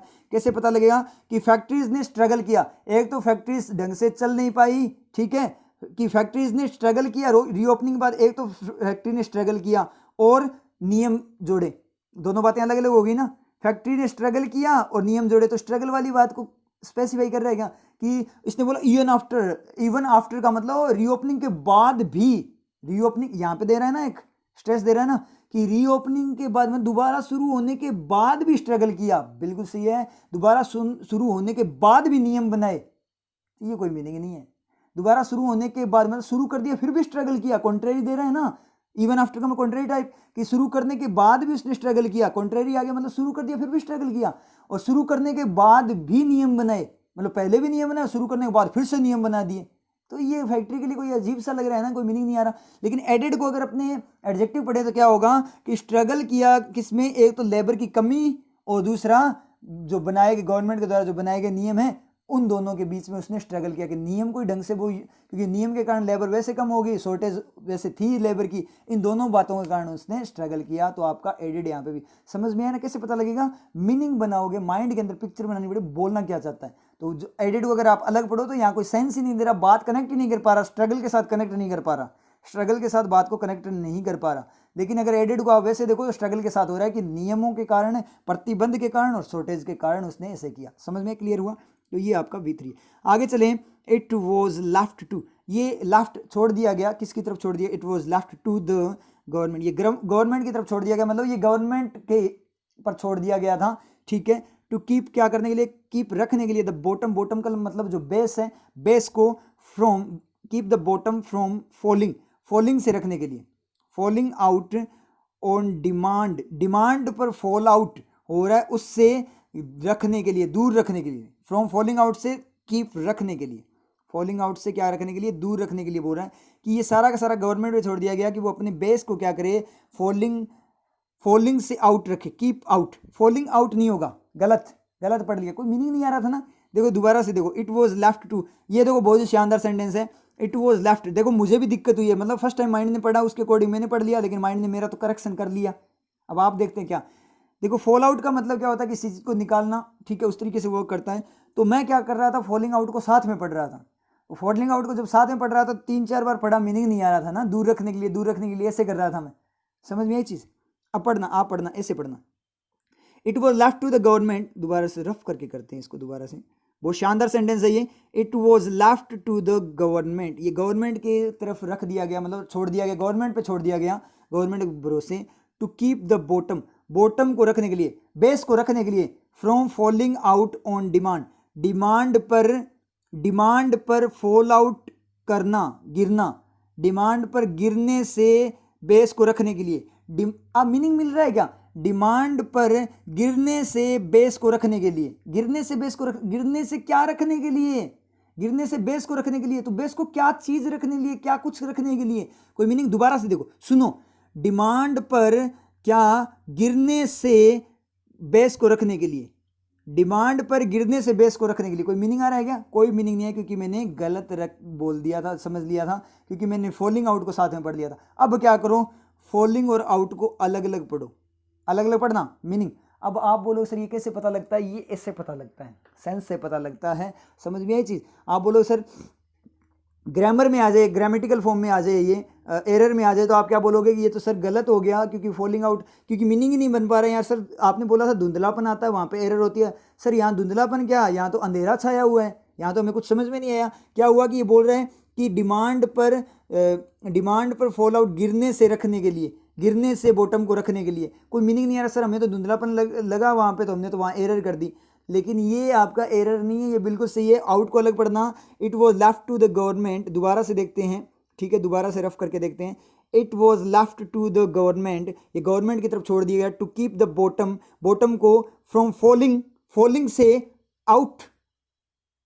तो एक बार आप क्या करो, फ्रॉम फॉलिंग को हटा दो, फ्रॉम फॉलिंग को यहाँ से रिमूव कर दो। अब पढ़ना, it was left to the government to keep the bottom out on demand, demand पर बॉटम को, जो आपका आधार है, उसको दूर रख, कीप आउट, कीप आउट का मतलब क्या, दूर रखना, किससे दूर रखना, फ्रॉम फॉलिंग। समझ में आया, ऐसे पढ़ो आप, to keep the bottom out, to keep the bottom out, bottom को दूर रखना है, आउट रखना है, कीप आउट का मतलब दूर रखना, to keep the bottom out, bottom को आउट रखना है, फ्रॉम फॉलिंग, किससे दूर रखना है, फॉलिंग से, गिरावट से दूर रखना है, गिरने से रोकना है, मतलब बेस खत्म नहीं होने देना, मतलब बेस को गिरने से रोकना है, मतलब जो बेस है, इतना सब कुछ तो हो गया, लेकिन अब गवर्नमेंट पे छोड़ दिया गया कि जो बेस है आपका, बिल्कुल आधार है, उसको खत्म नहीं होने देना। तो क्या पढ़ेंगे, it was left to the government to keep the bottom from falling out on demand, ऐसे पढ़ेंगे। तो keep the bottom from, bottom जो है उसको फ्रॉम फॉलिंग से आउट रखना है। तो फॉलिंग आउट नहीं है, फॉल आउट नहीं है, ये फॉल अलग है, आउट कीप आउट है। ये यहाँ पे आप देखो तो आप डायरेक्ट, ये देखो कितना शानदार सेंस था यहाँ पे अपने देखें, अगर फ्रेजल वर्ब को अगर आप यहाँ पे देखते हो, तो यहाँ पे जो फ्रेजल, मैं आपसे पूछूं यहाँ पे कौन सी फ्रेजल वर्ब है, तो फॉल आउट है या कीप आउट है, यहाँ पे फॉल आउट फ्रेजल वर्ब नहीं है कि फॉल आउट को फ्रेजल वर्ब ले लिया कि फॉल आउट को फॉल के साथ ले लिया तो मीनिंग नहीं बनेगा। यहाँ पे जो फ्रेजल वर्ब है वो कीप आउट है, समझ में आया चीज, फॉल आउट नहीं है, यहाँ पे क्या है, कीप आउट है। तो फॉल अलग है, फॉल अकेला ही है। तो फ्रॉम फॉलिंग, गिरने से बॉटम को कीप आउट, दूर रखने के लिए डिमांड पर ये क्या कर दिया गया, गवर्नमेंट पर छोड़ दिया गया एज, जैसे कि क्योंकि the centres pandemic mitigation expenditure, जो खर्चा है सेंटर का पेंडेमिक मिटिगेशन, पेंडेमिक को खत्म करने का जो खर्चा है, मिटिगेशन एक्सपेंडिचर मतलब उसको रोकने का जो खर्चा है, हेल्प, उसने हेल्प कर दिया, एक्सपेंड इट्स कंजम्पशन स्पेंडिंग, उसने हेल्प किया क्या करने में, एक्सपेंड बढ़ाने में, इट्स कंजप्शन खपत की जो स्पेंडिंग खर्चा है, बाय 16.4% ईयर ऑन ईयर, हर साल 16.4% इंक्रीज कर रहे हैं किसको, जो आपका कंजम्पशन स्पेंडिंग है उसको। एंड सॉफन कर दिया, कम कर दिया the overall blow to GDP, GDP पे जो पूरा ब्लो था, प्रहार था, जो झटका लगा था जीडीपी को, जो उस पर प्रभाव था, इम्पैक्ट था, उस ओवरऑल ब्लो जीडीपी की तरफ, उसको सॉफन कर दिया। किसने सॉफन कर दिया, यहाँ से जाएगा आपका एक्सपेंडिचर के बाद में, समझ में आया, सब्जेक्ट कौन में, एक्सपेंडिचर। कैसे, जैसे कि सेंटर का जो पेंडेमिक मिटिगेशन एक्सपेंडिचर, उसने हेल्प किया एक्सपेंड करने में और सॉफन किया, उसने एक तो हेल्प किया एक्सपेंड करने में और दूसरा सॉफन किया, ब्लो को जो बोझ है उसको क्या कर दिया, सॉफन कर दिया, मतलब कम कर दिया। समझ में आप लोगों के, सर यहाँ V1 सर्वाइव कैसे करेगा, ये सेंटेंस आपका हेल्प में एक सेंटेंस होता है। तो एक्सपेंड कौन करेगा, ठीक है, एक्सपेंड करेगा गवर्नमेंट, एक्सपेंड करेगी, और हेल्प कौन करेगा, जो पेंडेमिक मिटिगेशन जो एक्सपेंडिचर है, जो बजट में जो एक्सपेंडिचर रखा गया वो हेल्प करेगा और गवर्नमेंट एक्सपेंड करेगी। तो पूरा सेंटेंस देखें तो अब क्या कर दिया गया, सारा का सारा गवर्नमेंट पे छोड़ दिया गया कि अपने बेस को आप गिरने से आपको बचाना है, क्योंकि जैसे कि गवर्नमेंट के एक्सपेंडिचर ने हेल्प किया है, हर साल हेल्प किया है क्या, कि जीडीपी पे ब्लो को कम कर किया है और हेल्प किया एक्सपेंड करने में, उसी तरीके से अब की बार भी आपको बेस बचाना है। ये वाली बात बोली है किससे, स्पेंडिंग जो आपकी है कौन सी, मिटिगेशन एक्सपेंडिचर है उससे, पेंडेमिक महामारी के लिए जो आपका अलग से बजट बना हुआ है उस बजट के अकॉर्डिंग बात बोली है। क्लियर हुआ, समझ में आया। नेक्स्ट पैराग्राफ पे चलते हैं। नेक्स्ट पैराग्राफ में ये क्या बोलना चाहता है, हाउ एवर, जैसे तैसे फिर भी पता नहीं क्या, विद फिस्कल डेफिसिट, जो फिस्कल डेफिसिट राजस्व का मतलब जो कर वगैरह है उसका डेफिसिट जो घाटा है, ऑलरेडी पहले से ही हैविंग एक्सीडेड फॉर्म को रखते हुए, एक्सीडेड का मतलब बढ़ा हुआ होते हुए, V3 है एक्सीडेड और हैविंग ING क्लोज हो जाएगा, मतलब जो फिस्कल डेफिसिट क्या, हैविंग एक्सीडेड फॉर्म को रखते हुए, कीपिंग की फॉर्म में, exceeded the full years budgeted target, जो बजट किया गया जो टारगेट है, in just the first 4 months। क्या मीनिंग बना कि हाउ विद किसके साथ, फिस्कल जो डेफिसिट है, फिस्कल जो घाटा लगा है, कौन सा, जो फुल ईयर का जो बजट टारगेट था, फुल ईयर का कि बजट कि कितना बजट जाना चाहिए इसके अंदर, उस बजट टारगेट को एक्सीड रखते हुए जो घाटा, कि बजट का जो बजटेड टारगेट था, बजट की फॉर्म में टारगेट था कितना घाटा लग सकता है पूरे साल का, ठीक है, तो उस बजटेड जो आपका टारगेट था उसको एक्सीड करते हुए जो फिस्कल डेफिसिट है, और एक्सीड क्या कर दिया उसने, केवल 4 महीने में पूरा टारगेट पूरा कर दिया, मतलब जो पूरे साल में होना था वो घाटा उसमें 4 महीने में लग गया, पहले 4 महीने में उसने एक्सीड कर दिया। उस घाटे के साथ एंड और रेवेन्यू रिसिप्ट, जो रेवेन्यू कर है, कर की राजस्व है, उसकी जो रिसिप्ट जो प्राप्ति है, इंपैक्टेड बाय, जो कि इंपैक्टेड है, ईडी क्लोज, डायरेक्ट बाय हो गया ना, इंपैक्टेड बाय, जो मतलब रिसिप्ट जो प्राप्ति उस पर इंपैक्ट प्रभावित है किसके द्वारा, बाय द इकोनॉमिक कॉन्ट्रैक्शन, जो अर्थव्यवस्था कॉन्ट्रैक्शन सिकुड़न आई है, गिरावट आई है, उसके द्वारा जो है, the government is unlikely to maintain, government unlikely है मतलब कम चांसेस है, वो नहीं चाहती, अनलाइकली टू मेंटेन करना, बनाए रखना, ए सिमिलर ट्रेंड, एक सेम ही ट्रेंड, कौन सा, in expenditure growth over the next 3 quarters, आने वाले 3 जो क्वार्टर है उनमें वो जो आपकी क्या है, वो अनलाइकली, चांसेस कम है, मतलब गवर्नमेंट नहीं करेगी, मेंटेन नहीं करेगी सिमिलर ट्रेंड को, एक्सपेंडिचर ग्रोथ में जो आपकी सिमिलर ट्रेंड, कौन से वाली, जो पीछे उसने बोला ना 16.4% हर साल, गवर्नमेंट को अपना बॉटम बचाना चाहिए, मतलब आधार बचाना चाहिए गवर्नमेंट को, क्या करते हो, जैसे हर साल 16.4% इंक्रीमेंट करते हैं ना, पेंडेमिक की जो एक्सपेंडिचर है, पेंडेमिक में जो खर्चा लगाना है, जो बजट है पेंडेमिक का, कि महामारी आ जाए तो वहाँ पे कितना खर्चा देना है, कितना बजट देना है, कितना पैसा देना है, उसमें हर साल जो 16.4% वो इंक्रीज कर रहे हैं ना, तो उसको क्या करेगी गवर्नमेंट, क्या नहीं करेगी, उसके चांसेस कम हैं, क्या करना, उसी ट्रेंड को बनाए, उसी दौर उसी तरीके को बनाए रखने के चांसेस कम है, मतलब अब नहीं करेगी, किस बात के साथ, एक तो क्या है पहले से ही घाटा बहुत ज़्यादा लग चुका है,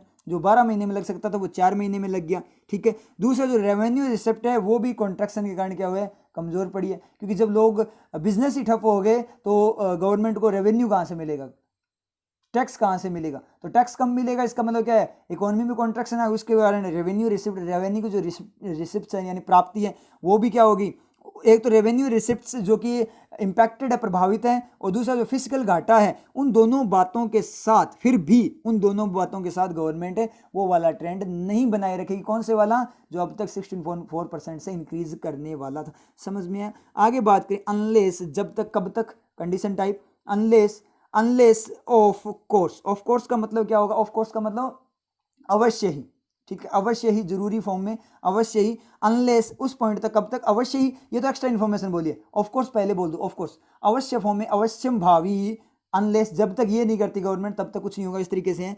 it is prepared, it is prepared, ये प्रिपेयर्ड ना हो, अनलेस में ना हो पढ़ते हैं ना, क्योंकि वो पॉइंट होता है, मैंने बताया था आपको, अनलेस वाला पॉइंट भी मैंने आपको बताया था टाइमलाइन ड्रॉ करके, ठीक है, तो वो वाला है unless it is prepared to forsake, forsake का मतलब, फोरसेक का मतलब छोड़ना, फोरसेक का मतलब छोड़ना, कि जब तक ये प्रिपेयर नहीं होती, इट गवर्नमेंट के लिए प्रिपेयर नहीं होती है to forsake it's wanted fiscal conservatism, conservatism का मतलब रूढ़िवाद, संरक्षणवाद, जो कंजर्वेटिज्म है, कंजर्वेटिज्म ऐसे बोलते हैं कि हमने बहुत ज़्यादा चीज़ें इकट्ठी करके, वांटेड का मतलब क्या है, शेख ही मारना, डींगे हाँकना, मतलब झूठी बड़ाई करना, तो इसका जो फिजिकल कंजर्वेटिव है, वांटेड का मतलब जिसकी झूठी, ईडी आपका सॉरी ईडी एडजेक्टिव हो गया ना, ये ईडी एडजेक्टिव हो गया, वांटेड जो क्या है, सेखी मारा हुआ, जो फिजिकल यानी झूठी बड़ाई वाला जो फिजिकल कंजर्वेटिज्म है, रूढ़िवाद है इसका, उसको जब तक ये छोड़ने के लिए तैयार नहीं होती है, एंड और फाइंड्स, और फाइंड नहीं करती है इनोवेटिव वेज, इनोवेटिव का इनोवेशन वाले, नवीनीकरण वाले जो आपके क्या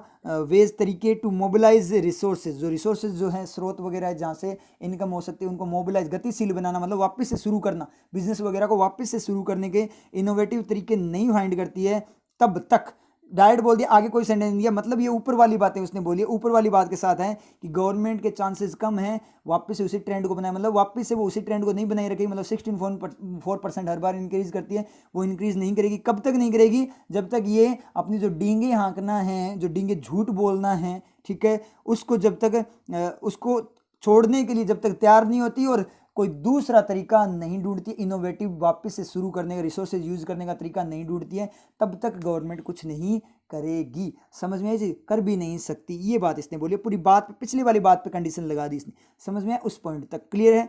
आगे चलते हैं, अब नेक्स्ट जो आपका क्या है पैराग्राफ, नेक्स्ट पैराग्राफ की बात करें तो इसने बोला है द स्टिल राइजिंग ट्रेजेक्ट्री, जो स्टिल अभी भी राइजिंग ट्रेजेक्ट्री, बढ़ती, अब ट्रेजेक्ट्री कैसी है, राइज करने वाली है, तो द यूज है राइजिंग, राइज करने वाली जो ट्रेजेक्ट्री है, कैसी ट्रेजेक्ट्री, राइज करने वाली, एडजेक्टिव हो जाएगा डायरेक्ट, पता है ना 4 वर्किंग होती है, देख लेना, the still rising trajectory of, trajectory का मतलब जो पाथ है, जो रास्ता बना हुआ है, वक्र बना हुआ है, ऑफ न्यू कोविड-19 इन्फेक्शन, नए जो कोविड-19 इन्फेक्शन है, संक्रमण है, उनका जो ट्रेजेक्ट्री, बढ़ती हुई ट्रेजेक्ट्री, मतलब नए संक्रमण आ रहे हैं, नए केसेज आ रहे हैं, एंड और a high level of job losses, और जो एक क्या है, हाई लेवल है जॉब लॉसेज का मतलब जो बेरोजगारी आ रही है, बिल्कुल सही बात है, जो बेरोजगारी आ रही है बहुत ज़्यादा मात्रा में, एंड इनकम इरोजन, और जो इनकम का इरोजन हो रहा है, कटाव क्षय हो रहा है, कमी हो रही है, इनकम खत्म हो रही है, आर ऑल्सो श्योर, वो भी श्योर है, सुनिश्चित है, निश्चित है, क्या करने के लिए, टू रिटार्ड,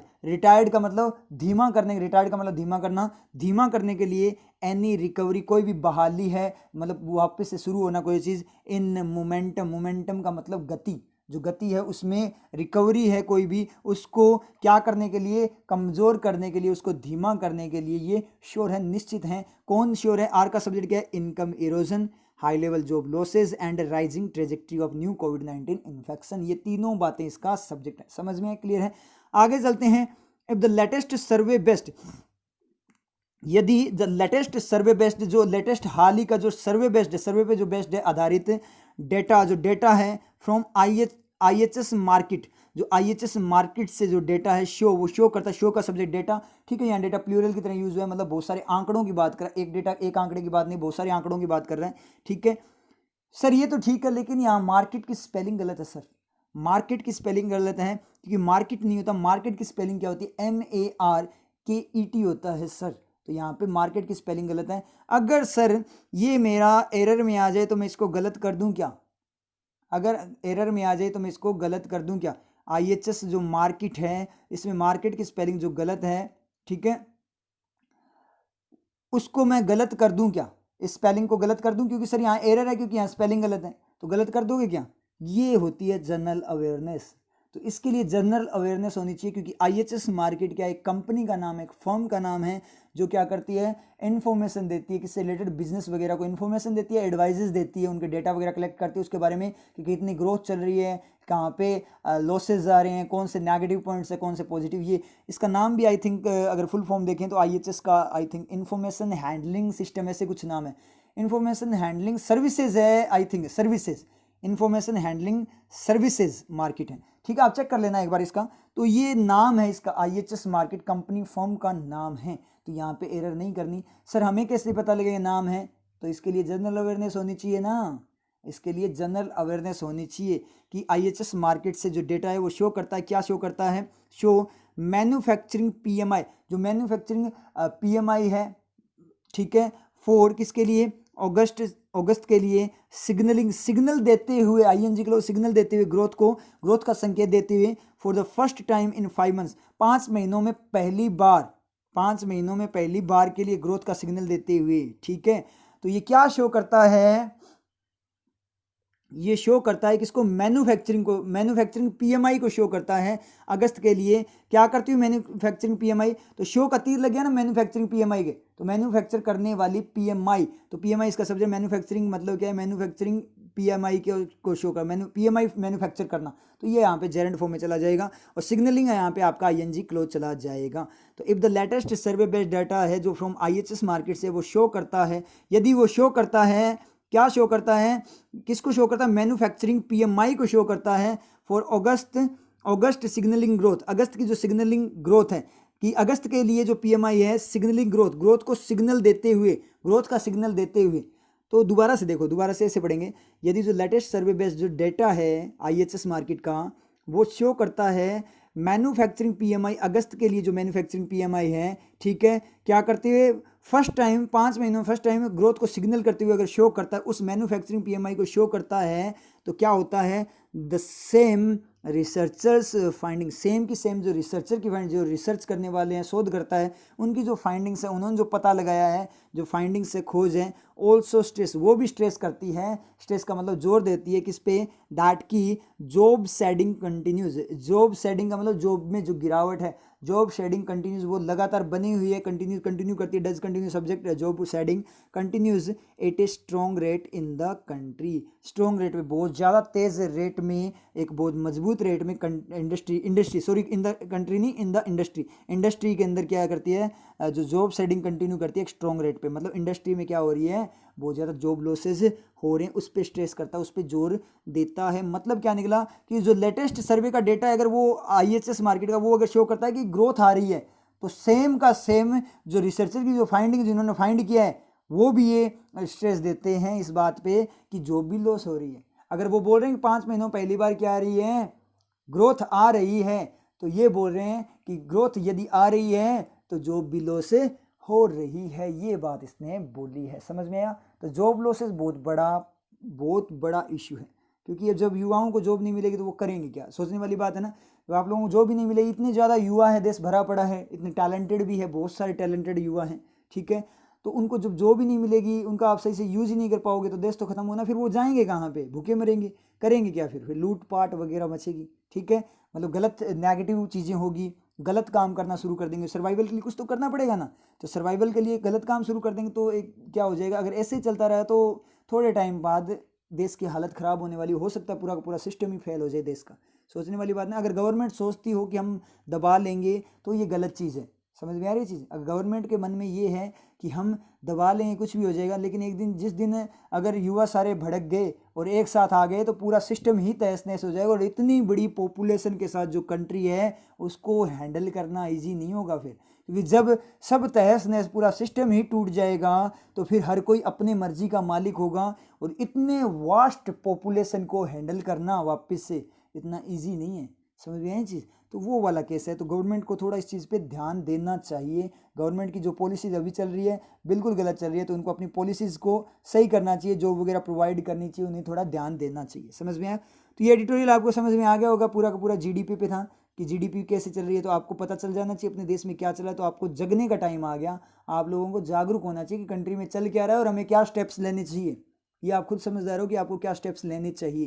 तो ये चीज़ आपको समझ में आनी चाहिए कि हमें अंधे नहीं रहना है, आंखों पे पट्टी बांध कर नहीं रहना। देखो अपने देश में क्या चल रहा है, देश किस तरफ जा रहा है, कौन सी डायरेक्शन में जा रहा है, खत्म होने की तरफ जा रहा है। तो अपने को जगना पड़ेगा, अपना देश अपने को बचाना पड़ेगा, तो अपने को स्टेप्स लेने पड़ेंगे। समझ में आई चीज़? पढ़ाई करो, साथ साथ स्टेप्स भी लेने हैं, अपोज भी करना है, इन पॉलिसीज़ का अपोज भी करना है और साथ साथ पढ़ाई भी करनी है। दोनों चीज़ों को मेंटेन करके चलना है। अपोज तो जरूर करना है और स्टडी इसलिए करनी है ताकि अपने अपने पैरों पे खड़े हो पाएँ। नहीं तो अगर पैरों पे खड़े नहीं होंगे तो अपने को ऐसे ही कोई उठाकर फेंक देगा, फिर अपने कुछ नहीं कर सकते। तो अपने अंदर पावर भी तो आनी चाहिए ना।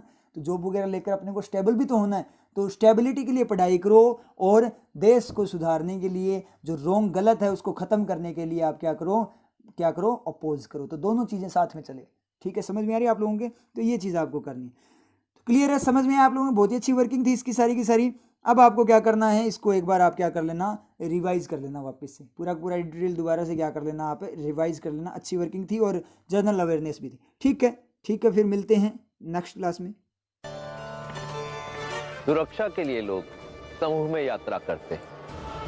अच्छा, समूह में यात्रा करने से संकट नहीं होता, परंतु यही समूह आपसे आपकी पहचान भी छीन लेता है, क्योंकि आप किसी अन्य के बताए मार्ग पर आगे बढ़ते हैं। अपना मार्ग बनाने के लिए अकेले चलना पड़ता है। समूह में तो तारे भी रहते हैं, परंतु वंदना उस सूर्य की होती है, क्योंकि वो अकेले चलता है। पीड़ा सहनी पड़ती है, स्वयं को जलाना भी पड़ता है, संकटों का सामना भी करना पड़ सकता है, परंतु तब जाकर ही बनती है पहचान, तभी मिलता है सम्मान। नीतियां मेरी, नियति आपकी।